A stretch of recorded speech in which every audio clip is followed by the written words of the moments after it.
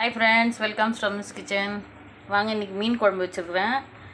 பாருங்கள், கடாயில் செஞ்சு சட்டியில் மாற்றி வச்சுருக்குறேன். மீனோட தலையும் வால் பகுதியும் வச்சு குழம்பு வச்சுருக்குறேன்.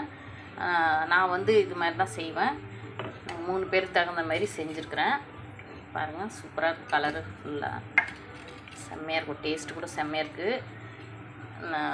அதுக்கு தேவையான பொருள் வந்து வெங்காயம், இஞ்சி, பூண்டு, தக்காளி, புளி, உப்பு, மிளகாத்தூள், கடுகு, வெந்தயம், மிளகு, மஞ்சப்பொடி, கொத்தமல்லி, கருவேப்பிலை, எண்ணெய்.